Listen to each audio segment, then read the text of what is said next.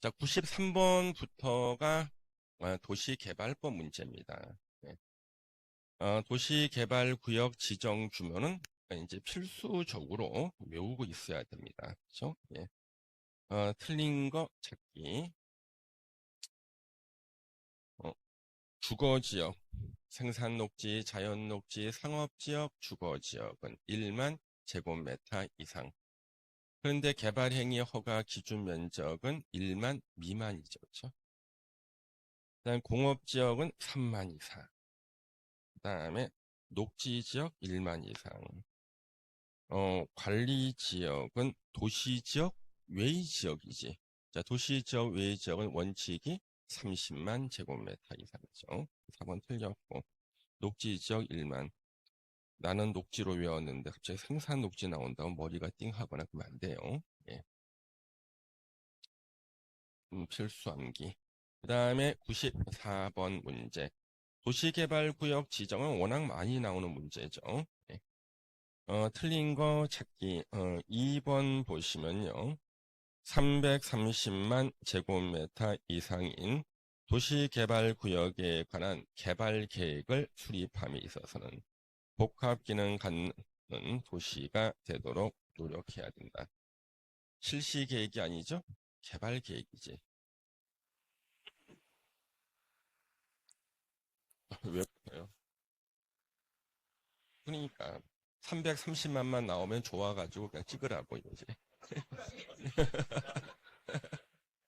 우리 교수님의 그 허를 찌르는 330만 개발 계획이죠. 그렇죠? 예. 2번 틀렸고요. 1번 도시개발구역 원칙 시도지사 대도시시장이 지정을 하죠. 이때 시도지사는 4명을 말하고 특별자치시장 제외 국토부 장관이 도시개발구역을 지정할 수 있는 경우. 이거는 시험에 자주 나옵니다. 국토부 장관이 도시개발구역을 지정할 수 있는 경우가 있죠. 앞에 자만 따서 외웠습니다. 청국, 협, 정, 중. 천재지변이 있을 때. 예상 외의 문제가 나오는 게 뭐야? 우리한테는 천재지변이지. 그렇지? 예, 국가가 도시개발 사업을 시행할 때 2개 이상 시도나 대도시에 걸칠 때는요.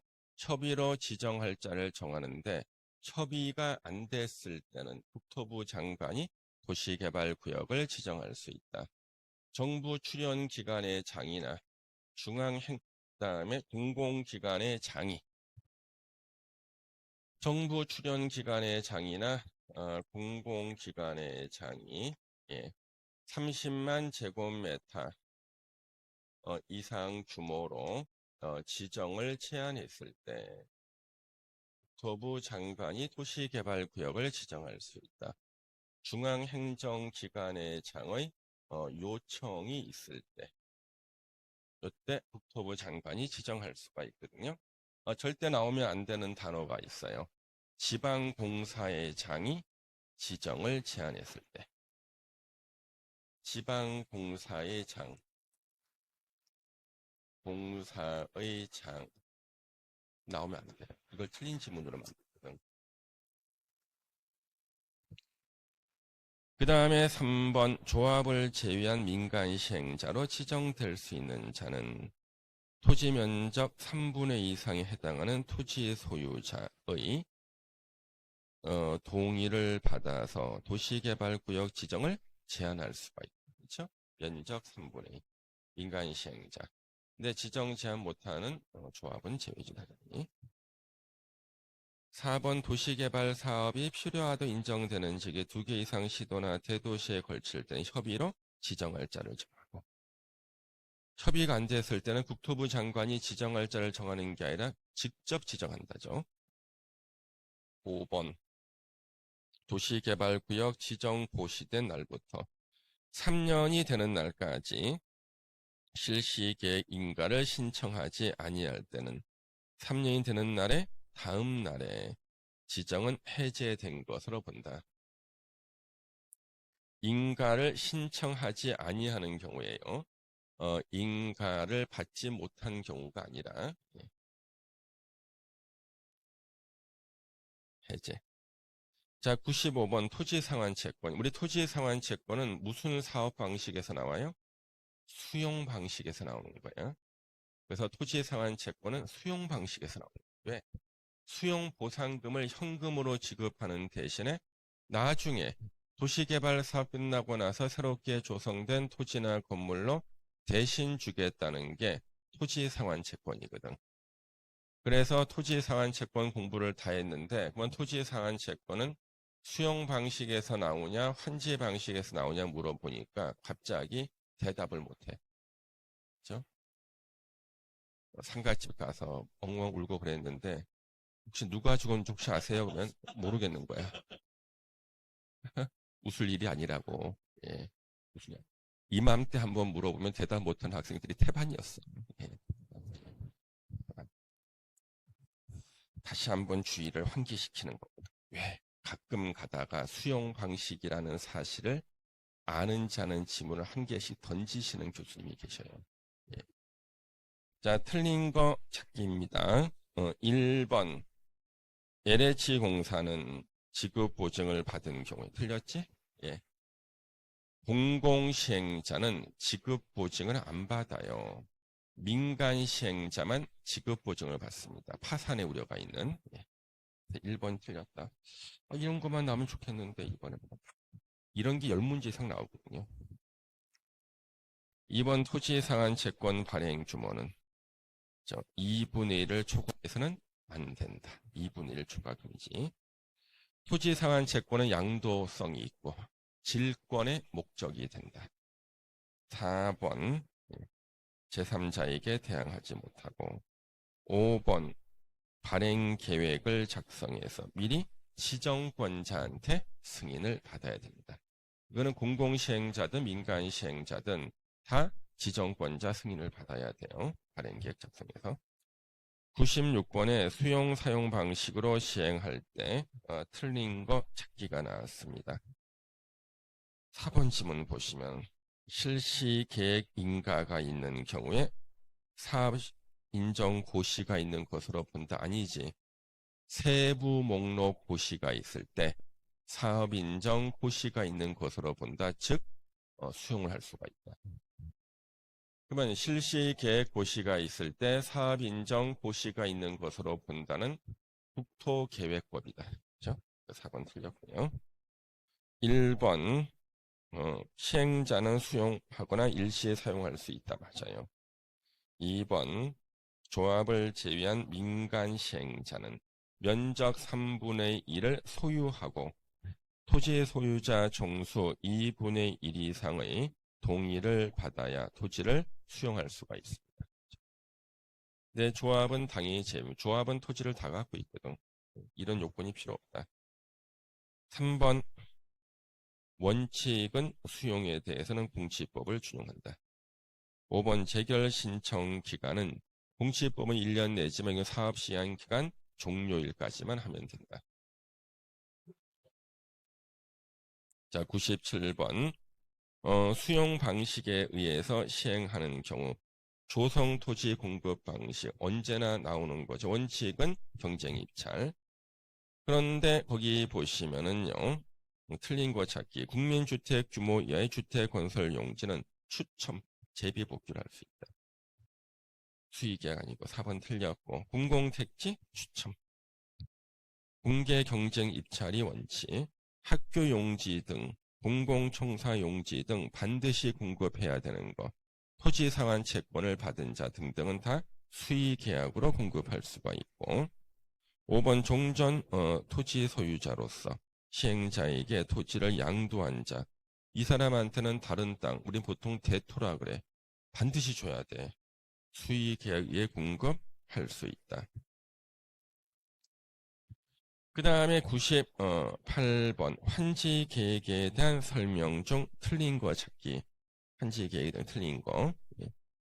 4번 환지 계획을 작성할 때 환지 방식이 적용되는 지역에 토지 면적 3분의 2 이상에 해당하는 토지 소유자와 그 지역의 토지 소유자 총수 2분의 이상의 동의를 얻어야 한다. 이런 말 들어봤어요? 없어. 예. 한지 계획 작성할 때 동의 요건이 없다니까. 근데 우리는 왜 헷갈리는가? 어? 이거 헷갈리는 이유가 있어요.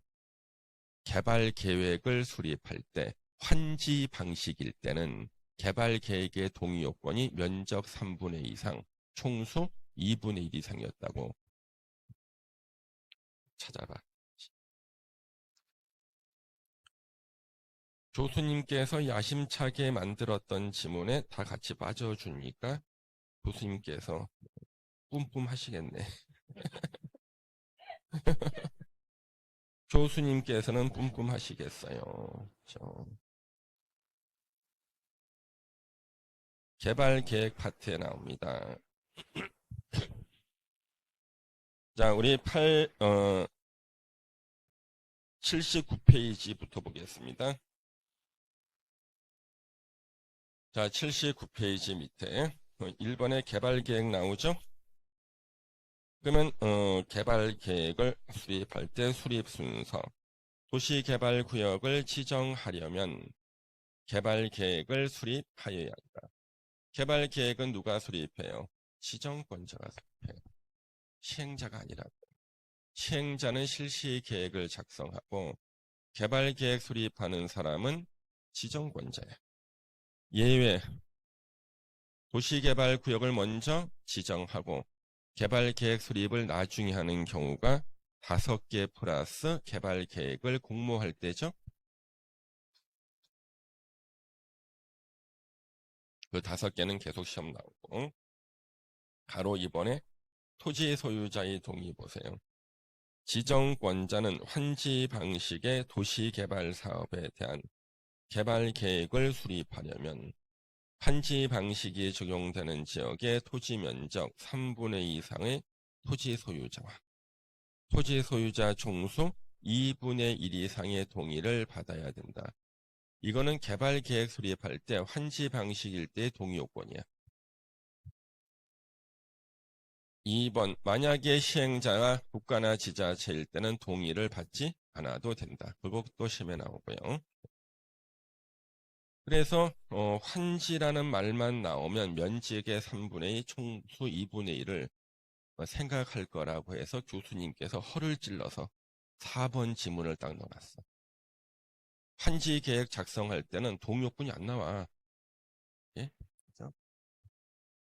4번, 야심차게 만드신 함정. 예? 그렇죠. 그렇지. 그래서 환지 계획을 수립할 때 동의 요건 없어요. 예. 그래서 4번에 또 한 번 함정을 빠지니까 얼마나 또 기분 좋으시겠나. 너네들이 공부해봤자 그렇지 하면서 이렇게 문제 내시는 것이 뭐나 하나씩 틀릴지 뻔히 알죠, 그렇죠?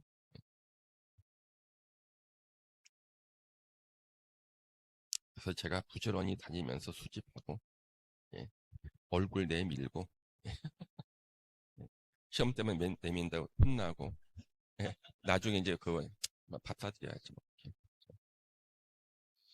그렇다는 거지. 예, 저는 뭐 그냥 아낌없이 제 문제 다 드립니다. 참고하시라고. 자, 98번에 했던 4번 함정. 예, 이때 다시 복습해보면 됐고.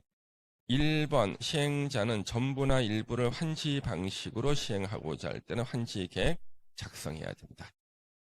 일부를 환지 방식으로 해도 환지 계획 작성해야 돼요. 예. 2번 환지 계획은 도시개발 사업이 완료된 후 행하게 될 환지 처분의 예정이고 환지 처분은 환지 계획이 정한 대로 합니다. 예. 그 다음에 3번 환지계 인가 신청하기 전에 일반에게 공람시켜야 되고 공람 기간 내에 토지 소유자들, 임차인들 의견서 제출할 수가 있습니다. 제출된 의견이 타당하다 인정할 때는 반영해야 되고 5번 환지계 인가권자는 절대 지정권자가 아니라 특별자치도지사, 시장, 군수, 구청장이다. 네. 이 교수님은 예전에는 5번에서 틀리게 지정권자로 하시다가 이제 학생들이 다 간파했다고 생각하니까 4번을 딱 만들어서. 자, 99번 문제, 정비법 문제인데요. 정비법 문제, 임시 거주시설에 대한 게 나왔습니다. 임시 거주시설은요, 주거환경 개선 사업이나 재개발 사업에서만 나옵니다. 아니, 재건축은 왜 임시 거주시설 안 나와요? 그거는 부자들을 대상으로 한 사업이에요. 지네들이 거주할 때 다 마련해요. 그래서 99번 문제, 1번 지문부터 보겠습니다.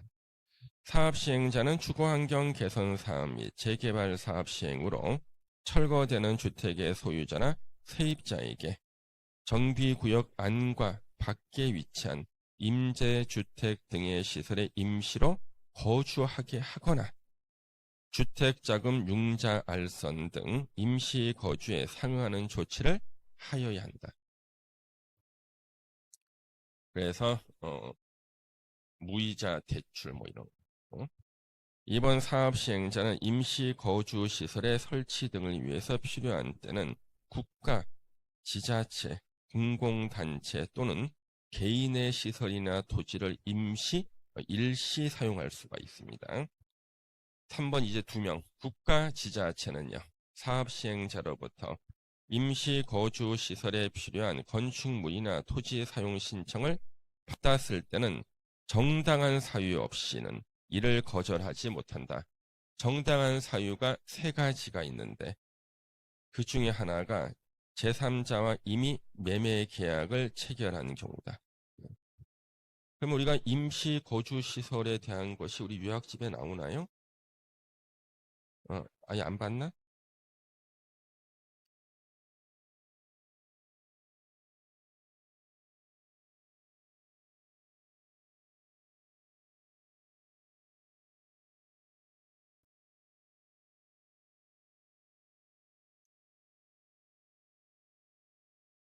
(123페이지를) 보시면 나오죠? 나오죠? 123페이지. 예. 그 다음에 그 뒤로 넘기면은 124페이지예요. 가로 2번 국가 또는 지자체의 의무. 국가 또는 지자체는 그러니까 내가 수업 시간에 안 읽어주면은 셀프로 안 읽어. 그러니까 이 선생은 그냥 어떡하든지 그냥 집에서 혼자 안 읽으니까 수업 시간에 같이 한번 읽어주고 별표하고 예. 기본서는 아예 한 번도 보지도 않고 학생들이 교과서도 안 읽고 시험 합격하는 거 이거 정의로운 사회입니까 아닙니까? 그렇죠? 예. 난 정의 역행하고 국가 또는 지자체는 사업 시행자로부터 임시 거주 시설에 필요한 건축물이나 토지의 사용 신청을 받았을 때는 다음 대통령령으로 정하는 사유가 없으면 이를 거절하지 못한다. 이때 사용료나 대부료는 면제한다. 1번 제3자와 이미 매매 계약을 체결했을 때는 당연히 거절할 수 있겠죠? 2번 사용 신청 이전에 사용 계획이 국가나 지자체의 그 부동산 있잖아요. 이미 사용 계획이 확정됐을 때 당연히 거절할 수밖에 없죠. 3번 제3자에게 이미 사용 허가를 했을 때는요. 거절할 수가 있어. 근데 그중에 1번이 나왔다고 시험에. 그러니까 가로 3번에 보세요. 원상 회복 의무. 정비 사업의 공사를 완료한 때는 완료된 날로부터 30일 이내에 임시 거주 시설을 철거하고 사용한 건축물이나 토지를 원상 회복해야 된다. 이 조문에 대해서 이제 많은 사람들이 오해를 해요. 아니, 그러면 임시 거주 시설, 임대주택을 임시 거주 시설로 했는데 공사 끝났으면은요, 30일 내에 철거하라고? 그러면 임대주택 철거하라고? 그렇죠. 이거는 법 만드는 사람이 잘못 만든 거고, 이때는 철수의 의미로 보셔야 돼. 아시겠어요? 간판 내리란 얘기야, 간판. 예, 간판 띄라는 얘기지. 아니, 멀쩡한 임대주택을 왜 철거해? 그 다음에, 사용한 건축물이나 토지를 원상 회복하래. 그럼 여러분요, 우리 계집을 철거하고 원상 회복도 30일 넘게 걸릴 거야. 그렇잖아요? 이때 원상 회복은 또 뭐야? 간판 띠라는 거야. 간판. 가로 4번 임시 상가 설치. 재개발 사업의 사업 시행자는 사업 시행으로 이주하는 밑줄 쳐야겠지. 상가 세입자. 상가 소유자가 아니지. 사용할 수 있도록 정비구역이나 또는 정비구역 안에서만 하는 게 아니라 인근에 임시상가 설치할 수 있다. 예전에 청계천 재개발할 때 임시상가를요, 동대문 야구장에다 만들었어요. 인근 지역이죠, 그렇죠? 인근 동대문 야구장. 그 동대문 야구장에 이렇게 딱 들어가니까 그 상가들이 쭉 있었어요, 야구장.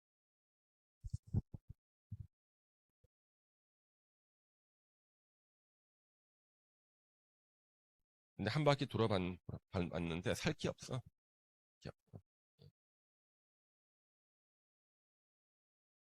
자, 그래서 이제 그거를 좀 봤습니다.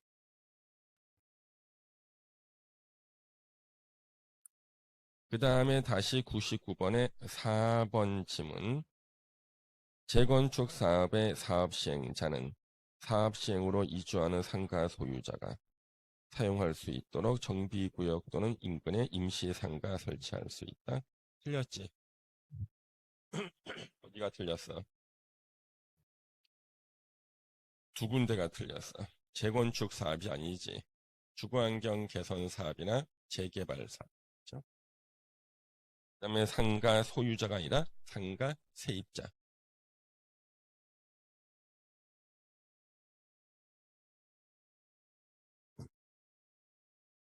두 군데 중에 한 군데만 찾아도 정답 맞지. 두 군데를 다 찾지 못하는 건 도무지 어떤 사람이야. 그래서 5번 사업 시행자는 공공단체 또는 개인의 시설이나 토지를 일시 사용함으로써 손실을 입은 자가 있을 때는 손실을 보상해야 되고 손실 보상할 때는 협의가 원칙이다. 그렇죠? 그 얘기가 우리 124페이지의 4번에 나오죠? 예, 그 얘기입니다. 자, 이제 100번 문제를 보겠습니다.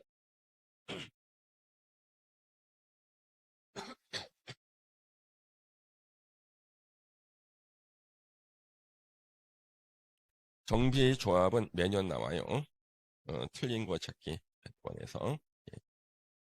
여기 3번 시도지사는 표준 정관을 작성해서 보급할 수 있다.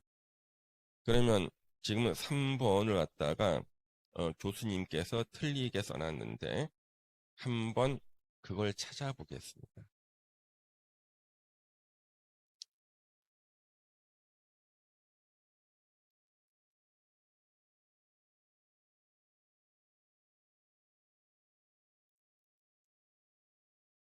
117페이지를 보세요. 동그라미 2번. 시도지사는 표준 정관을 작성해서 보급할 수 있다고 돼 있죠. 그러면 3번을 원래 우리 교수님께서 틀리게 만들었었거든요. 왜 그러냐 그러면은 이게 원래 국토부 장관이었어요. 출제하시는 교수님이 붕괴한 거야. 왜 국토부 장관이 표준 정관을 만들어? 표준 정관은 시도별로 특징이 다 다르거든. 그래서 이거를 시도지사로 바꿔야 된다는 것을 강조하기 위해서 문제를 내주셨는데 교수님 뜻대로 바뀌었어. 그래서 이제는 본인이 냈던 문제가 3번을 원래 틀리게 쓰셨는데 옳은 게 됐다고요. 그래서 이제 3번 옳은 지문이고 1번 조합원 수가 100인 이상인 조합은 대의원회를 두어야 한다. 그러면 조합원 수가 100인 이상인 조합은 대의원을 두어야 되죠. 그러면 도시개발조합에서 조합원 수가 토지 소유자가 50인 이상일 때는요. 조합원 수가 50인 이상일 때는 대의원회를 둘 수 있다였죠. 지상권자는 재건축 조합원의 조합원이 된다. 틀렸죠. 지상권자는 재건축 조합원의 조합원이 될 수가 없죠. 그래서 2번이 정답. 예. 잘못 나온 게 아니라 내 고친 거야. 그래서 정답 2번으로 체크해 주시면 돼요. 예. 그 정답을 2번으로 해주세요. 예. 그래서 그냥 정답을 2번으로 바꿔 놓으면은 3번을 강조를 못해서 그냥 원문 그대로 하고 제가 2번을 제가 바꿨어요. 예, 예, 예. 아니죠. 그거는 여러분들이 지금 재개발 주거 환경 개선 사업을 헷갈리고 있는 겁니다. 자, 토지 등 소유자. 자, 토지 등 소유자는요, 주거 환경 개선 사업과 재개발 사업에서는요, 주거 환경 개선 사업과 재개발 사업에서는 토지 소유자 또는 건축물 소유자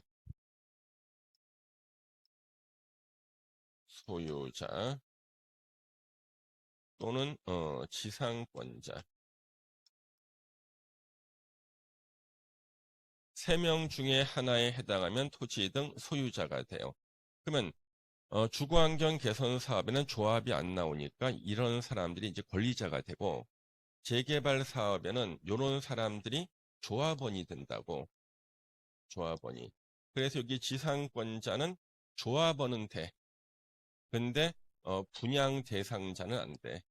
분양은 받을 수가 없게 돼 있어. 예, 근데 이제 여기서 이제 재건축 사업이 나오죠. 재건축 사업에서는 건축물 및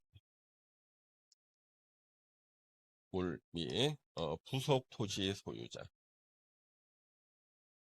부속 토지 소유자, 밑자 한 사람이 건축물이 있는 토지를 다 갖고 있어야지만 토지 등 소유자가 돼서 조합원이 되는 거예요. 재건축 조합의 조합원이 되는데 여기는 지상권자라는 게 아예 안 나와.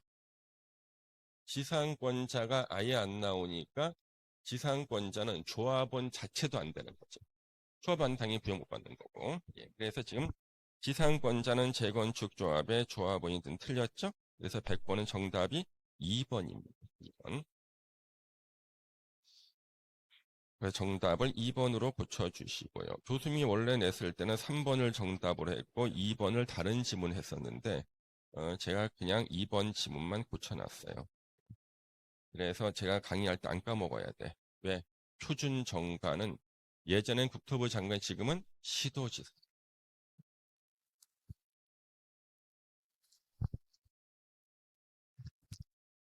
그 다음에 거기 4번. 조합에 관해서 정비법에 규정된 것을 제한 민법 중 사단법인에 관한 규정을 적용한다. 똑같은 조문이 도시개발조합에도 나오죠. 민법 중 사단법인에 관한 규정을 적용한다. 5번 조합 임원의 임기는 3년 이하 범위에서 정관으로 정하되 연입할 수가 있습니다. 101번 정비법령상 도시 및 주거환경 정비기본계획에 포함되어야 하는 사항에 해당하지 않는 것. 자, 이제 전에는 공부할 잘 외웠는데 이제 좀 가물가물해. 기본계획의 내용이 아닌 거. 1번 정답이구나. 그렇죠? 정비구역 및 그 면적 어디서 나와? 정비계획 내용에. 정비계획 내용, 정비구역 및 그 면적. 예. 그래서 금호 제29역 재개발 사업에 대한 정비계획. 그래서 금호동 제 몇 번지부터 몇 번지까지 몇십만 제곱미터. 이게 정비구역 및 그 면적이에요. 그죠? 예.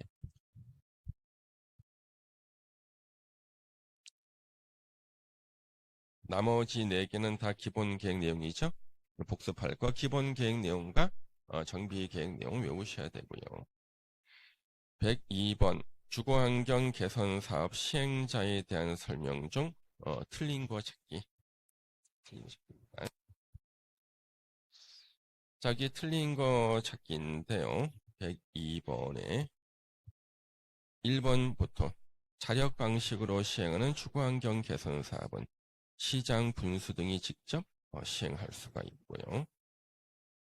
관리처분 계획 방식까지 규정에 따른 방법으로 시행하는 주거환경 개선 사업은 시장 분수 등이 직접 시행하거나 토지주택공사 등에게 시행하게 할 수도 있고, 그렇죠? 수용 방식, 환지 방식, 관리처분 계획 방식. 3번 수용 방식 규정에 따른 방법으로 시행할 때 국남 공고일 현재 토지 등 소유자 3분의 2 이상 동의와 세입자 세대수 과반수 동의를 얻어야 되고, 4번 위의 경우에 세입자 세대수가 토지 등 소유자 2분의 1 이하인 경우에는 세입자 동의 절차를 거치지 아니할 수 있다. 4번 틀렸죠? 예. 5번 천재지변 등이 있을 때는 토지 등 소유자 동의도 필요 없고 세입자 동의도 필요 없다. 그래서 주거환경 개선 사업에서는 불이 잘 난다. 예.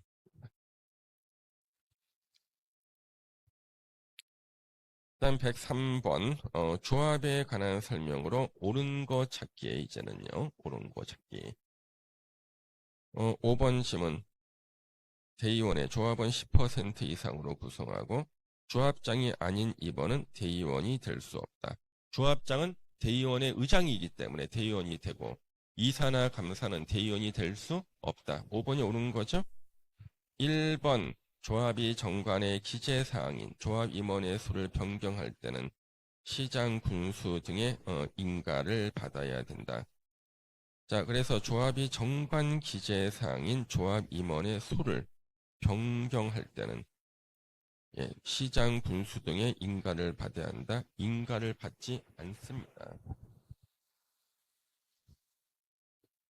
인가를 받지 않습니다. 그 다음에 2번 건설되는 건축물의 설계 개요를 변경하려면 조합 총회의 의결을 거쳐야 한다. 거치지 않습니다. 그래서 1번, 2번은 우리가 낯선 지문이죠. 전혀 신경 쓰지 말고 그냥 읽어만 두시면 돼요. 3번 토지 등 소유자가 100인을 초과할 때 조합에 두는 이사의 수는요. 7명 이상이 아니라 5명 이상이죠. 근데 왜 7명을 썼냐 그러면 어디선가 7명을 봤거든. 도시개발법에 토지 소유자 7명. 조합 임원의 임기는 3년 이하 범위에서 정관으로 정하되 연임할 수 있다죠. 그렇죠? 3년 이하 범위에서 정관 정한 연임할 수 있답니다. 1번, 2번은 참고로 알아두시고요. 그 다음에 여기 104번 중공인가 등에 대한 설명으로 틀린 것은 2번 정비구역 지정은 중공인가 고시가 있은 날에 다음 날에 해제된 것으로. 도시개발법과 정비법에서는 다음 날을 써야 되는데 안 써서 틀리는 문제가 매년 한 문제씩은 나왔어요. 만약에 가로에 관리처분 계획을 수립해서 사업할 때는 소유권을 이전한다는 이전의 고시가 있은 날에 다음 날에 해제된 것으로 본다. 이때 해제는 목적 사업이 달성돼서 해제되는 겁니다. 예. 1번 시장 군수 등은 준공인가하기 전이라도 입주 예정자가 완공된 건축물을 사용할 수 있도록 사업 시행자에게 허가할 수 있다. 사업 시행 대표는 조합이잖아요. 그래서 이제 조합이 연락이 왔어요. 입주하시기 한 달 전에 오셔서 하자 확인해 보세요. 하자 확인 다 했습니다. 그리고 이제 몇 월 며칠 날부터 입주하세요. 입주해서. 그래서 포장이사 불러. 예, 영구이사. 전 영구이사 이제 불렀어. 영구이사가 일을 잘해요. 영구이사가. 그래서 아저씨가 팀장이야. 팀장께서 이렇게. 와, 얼마나 잘하는데. 근데 그 남자 5명, 여자 1분이 오시는데 남자 4명이 발음이 약간 어눌해. 몽골 아저씨들이야. 예. 외모로는 알 수가 없어. 팀장은 우리나라 사람들이고 네 분이 몽골 사람들인데 발음이 좀 어눌한데 봤더니 이게 아니었어. 몽골 분이었어요. 그래서 누님은 우리나라 분이십니다. 그 누님께서 뒷정리 다 해주시고 하는데 그래서 이제 그 몽고 아저씨 중에서 한 분이 이만한 내 키만한 박스를 혹시나 이사 가실 때 버리는 옷가지나 아니면 어린이 장난감이나 애들 옷이나 혹시 이런 거 있으면 다 여기다 버려달래. 그래서 애들 쓰던 것들 뭐 이런 것들 장난감이나 이런 것들 그래서 근데 너무나 지저분한 건 예의가 아니잖아. 그렇죠? 근데 그 전날 어, 얘기를 들었기 때문에 며칠 전에 옷을 다 빨아놨어. 세탁을. 그렇잖아. 세탁을 딱 해가지고 잘 접어놨어. 이렇게. 드리려고. 예. 일단 너무 낡은 것은 다 버리고. 그 예의 아닌가? 예. 그래 해가지고 했는데 그 자리에서 바로 포장을 해서 몽골로 보낸 그 자리 바로 포장을 해. 그래서 자기 집안 가족들이 동네에서는 인싸래. 자기 아들은 학교 가서도 최첨단, 최신형 장난감부터 시작해서 갖고 있고, 완전 인싸래. 인싸. 아버지 덕분에. 예. 그래서, 그래서 이제 이사 다 들어왔잖아요. 그래서 이제 잘 살고 있지. 이제 다 정리하고 한 6개월쯤 지났는데 조합이 연락 오는 거야. 조합원 여러분 축하해 주세요. 우리 준공인가 받았습니다. 그러는 거예요. 아니 그러면 지금 준공인가 안 받고 살았던 거 아니야? 예? 그렇죠? 6개월쯤 지나고 나면 준공인가 축하해 달라고 연락이 와. 그 이유가 옆에 임대 아파트 공사가 다 끝난 거야. 그러니까 임대 아파트 공사는 반쯤 아직 마무리 안 됐을 때 다 입주해요. 조합원 분양 아파트는요. 그리고 임대 아파트 마무리 공사까지 끝나야 준공인가 받는 거예요. 이해되시죠? 예. 그다음에 3번 정비구역이 해제가 됐다고 해서 조합이 해산하는 거 아닙니다. 이제 조합은 청산 단계로 들어가요. 그래서 조합의 존속에 영향을 주지 아니한다. 4번 사업 시행자는 공사 끝났다는 공사 완료 고시가 있었을 때는 지체 없이 대지를 확정 측량해요. 실제 대지가 얼마나 조성됐는지 측량하고 토지의 분할 절차를 거쳐서 관리처분 계획에서 정한 사항을 분양받을 자에게 통지를 해줘야 됩니다. 왜냐하면 이때 공사 끝났다 그러면 이제 공사 끝났으니까 대지 면적을 한번 확인해 봐야 돼. 그래야지만 이제 관리처분 계획으로서 대지권을 줄 수가 있잖아. 그렇죠? 대지권을 주기 위해서는 전체 면적이 확정이 돼야 돼. 분할을 해줘야 되고 5번 정비사업 관한 공사가 전부 완료되기 전이라도 완공된 부분은 준공인가 받아 대지 또는 건축물별로 분양받을 자의 소유권을 이전할 수도 있습니다. 105번 건축 허가 등에 관한 설명으로 틀린 거 찾기입니다. 자, 건축 허가 등에 관한 설명으로 틀린 거 찾기. 건축 허가는 이제 무조건 시험 나오는 거죠. 그렇죠? 1번 광역시에 자, 제가 건축 허가 등에 대한 문제 나왔을 때 1번 지문은 특별시나 광역시가 나와. 특별시장 또는 광역시에 무조건 1번이 나온다고. 네. 교수님 습관이야. 그래서 광역시의 연면적의 20만 제곱미터인 공장을 건축할 때는 구청장이 허가권자가 되죠. 1번 틀렸네.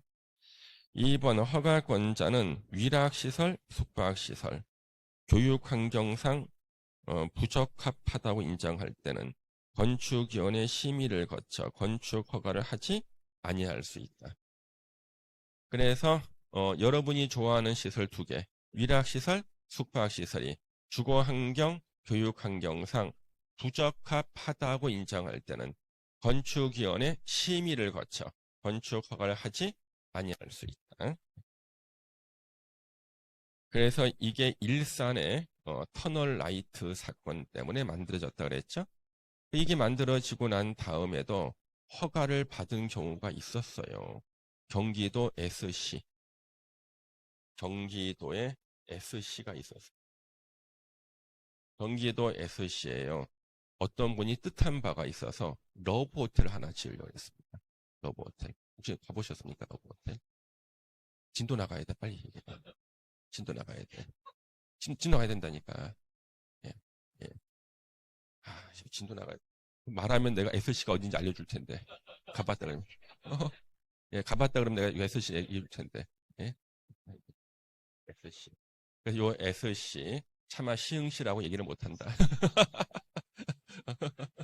예, 그래가지고, 주말 풍경이 나올 때 가끔 여기가 나와요. 주말 풍경. 예, 무슨 폭우 나오고 할 때 여기가 나와.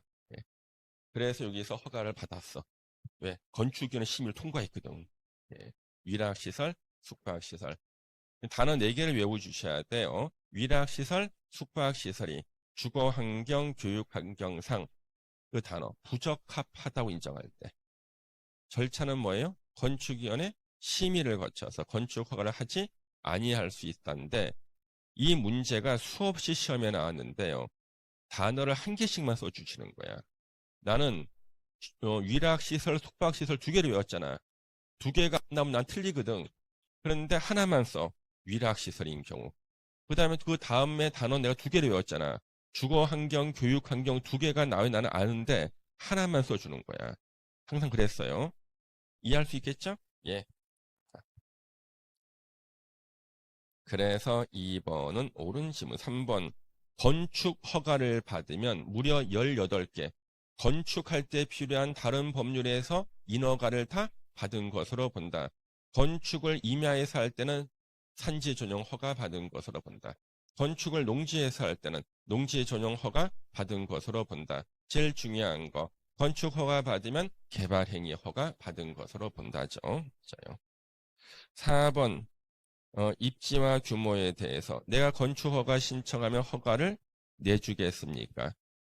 사전 결정 신청을 했을 때는요. 네가 건축 허가 신청한다면 사전 허가 내주겠다. 사전 결정 통지를 받았습니다. 그러면 2년 내에 무조건 건축 허가를 신청해야 되고요. 2년 내에 건축 허가 신청하면 무조건 허가를 내줍니다. 2년 내에 건축 허가 신청 안 하면 사전 결정의 허가 효력은 상실하고요. 2년 내 공사 착수가 아닙니다. 2년 내 건축 허가 신청을 해야 돼. 2년 내 공사 착수가 아니야. 예, 공사 착수로 나온다고. 그 다음에 5번 건축 허가 받은 후 건축주를 변경할 때는 허가를 다시 받을 필요가 없고요. 건축주 명의 변경 신고만 하면 됩니다. 건축주 명의 변경 신고하면 돼요. 건축 허가는 건축물이 받은 거거든. 그렇게 보시면 되겠습니다. 그 다음에 우리 106번을 보시면은 대지와 도로에 관한 설명으로 틀린 거 찾기. 틀린 거. 대지와 도로에 대한 겁니다. 3번 보시죠. 주민이 오랫동안 통행로로 이용하고 있는 사실상의 통로로서 조례로 정할 때는요. 이해관계인의 동의를 받지 않고 건축위원회 심의를 거쳐 도로를 지정할 수 있다. 없던 도로를 새로 지정할 수가 있어. 폐지나 변경은 예외 없이 무조건 이해관계인의 동의를 받아야 돼.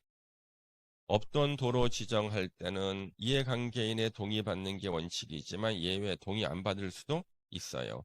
근데 폐지나 변경은요 무조건 이해관계인의 동의를 받아야 되고 안 받는 예외가 없습니다. 예. 아침에 출근할 때는 도로가 있었는데 퇴근할 때 폐지해버리면 돼요 이거. 그렇죠? 예. 그래서 3번이 틀려 있고요. 1번 건축물 주변에 허가권자가 인정한 유원지가 있다. 원래는 2m 이상이 도로에 접해야 되는데 옆에 공지가 있을 때는 2m 접하지 않아도 된다. 그래서 유원지 같은 게 있을 때는. 그 다음에 이번 연면적 합계가 2000제곱미터 이상일 때는 너비 6m 이상 도로에 4m 이상을 접해야 되는데 사람이 별로 안 사는 작물 재배사 이런 것들일 때는요. 그냥 원칙대로 2m만 접하면 돼. 그렇죠? 그래서 2번 맞아요. 5번 면적 5,000제곱미터 미만 대지에 공장을 건축할 때는 대지 조경을 하지 아니할 수 있다. 조경 의무가 없다. 규모가 작은 공장. 5번 도로면으로부터 높이 4.5m 이하에 있는 창문은 열고 닫을 때 건축선의 수직면을 넘지 않는 구조로 해라. 4.5m 화밀 트럭의 최대 적재 높이입니다. 예. 잠시만 쉬었다가 이제 107번부터 하겠습니다.